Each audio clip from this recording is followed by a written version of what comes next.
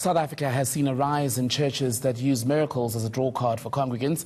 Well, in a recent incident, a video has gone viral, as you've seen, showing a religious leader claiming to have raised a man from the dead. The incident has since been condemned by the CRL Rights Commission, which is now calling for the regulation of religious practitioners. So what is the biblical reference to miracles, and why are they so significant for believers? To help us unpack that, we're now joined by Rhema Bible Church Pastor McCauley. Pastor, a very good morning to you. Thank you for coming in. Thank you. Have religious leaders in this country completely lost the plot? No, I think it's a minority that have totally lost the plot, but it's not everybody. There's still a very strong, good presence of good churches. But I would say 15% of so-called churches are actually giving us a very bad name. It's a total manipulation. It's just a total mess. But a lot of it, when you look at everything from the Doom incident in Tshwane 2 years ago, I think it was, you look at people being fed rats, you look at this latest incident of a man apparently being raised from the dead, seems to stem from a desperation on the side of congregants for some sort of miracle that would ease whatever difficulty they're going through in life. So who is to say what is a miracle and what isn't? Well, let me first of all say this, that over the 40 years that I've been in the ministry, I've seen maybe 2 or 3 miracles. Now, we've had many, many hundreds of healings. But a miracle is a divine intervention of God in the ordinary course of nature. It's creative. Jesus never advertised miracles. But there is a desperation in our country. The gap between the haves and have-nots many times has left people desperate, particularly if they have a serious disease or they have a serious illness, or they're looking for a miracle in their life. So obviously that desperation has drawn them to these people that have manipulated them, have taken their money, have made up these so-called miracle things. And now it's catching up. You know, I mean, they were giving them petrol to drink. The frog story, one guy was speaking to a cat. I mean, things were going on, and it's just got worse and worse. But how do we determine then, Pastor, what is and is not a miracle? Because we're dealing with this incident he has caught on video. The idea when we heard the story was that this man had been raised from the dead, went viral. The church then said, well, in fact, as Alleluia Ministries, we never went as far as saying this man had been raised from the dead. But then when you watch the video, they did. The impression given is that he was dead and raised. So they did that, and it was a con job.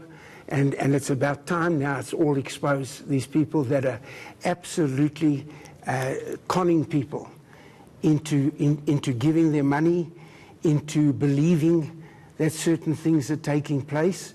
That was not a miracle. As I've said to you before, I've been 40 years in the ministry. I know of maybe 4 or 5 accounts where I've experienced or seen a miracle. Now, healings are different to a miracle. Now, a miracle is creative, meaning this, that if a person's born blind, they can see instantly. Now, I've seen that once I wasn't preaching, in a huge crusade in Africa where we had about 800,000 people. And there was this large cry from the back where a man that was born blind could see. So the people passed them over their heads to the front, tested it, and that man can see still today. That's one of a genuine miracle. Out of so many times people have prayed for people. But who then determines what is a miracle? By their fruit. Who has that authority? No, it's by their fruit. So what I'm trying to say to you is this. I'm not going to argue with you if it's a miracle or not. If a person's born blind and he comes up to me and he says, I can see for the first time. If a person's born without a left leg or a knee, and now all of a sudden he can walk perfectly on a leg, I'm not going to argue with that at all. The problem is that they manipulate these miracles. They're not true miracles. They do not happen. Their fruit is rotten, actually. And I'm not one to condemn, and I'm not one to judge. We pray for the sick because we love hurting people. We want people to be relieved of their pain. And this is the healing that you're referring to? Yes, and we pray for people not to show off or to make up something, you just pray for them on an everyday basis that God will help them. Again, this latest incident has brought us back to the age-old debate in the country about the regulation of churches and yourselves as religious leaders. The CRL Rights Commission saying, in fact, now is the best time to act because from the rat incident to the doom situation to this resurrection and many other incidents that we've covered over the years, clearly you appear as men of the cloth, men of God, unable to control or manage your sector. Should we be regulating you harder? No, I'll tell you what we've done. The CRL came to us about a year and a half, 2 years ago, and said exactly what you're saying. And they said, look, we want you as the religious leaders, church leaders, to drive this thing. So we started from there having meetings. We had seminars. We just had one recently with over 800 leaders there. We were preparing documents with people that are very professional, professors from universities and so forth. And what we're coming up with, it hasn't been approved yet, but for instance, to create a legal constitutional framework, developing a code of conduct, developing an accountability system to society and ourselves. You see, a lot of these people don't belong anywhere. Many of them are in the country illegally. And so they don't build any buildings, they don't influence the community, they don't feed the poor.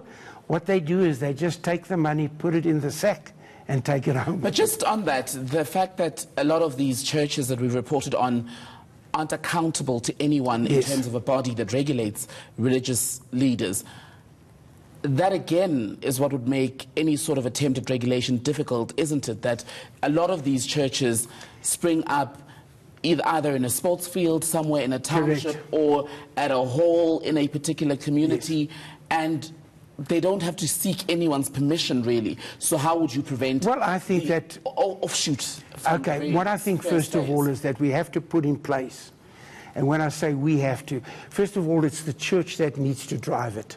There is a fear that if government drives it completely, they can abuse, misuse, and be dictators. So the church and religious leaders is the key to driving it. But obviously that you need to belong somewhere. You can't come along now and say, you've just arrived. You need to say, I belong to a certain group. You need to have accreditation. You need to be accountable.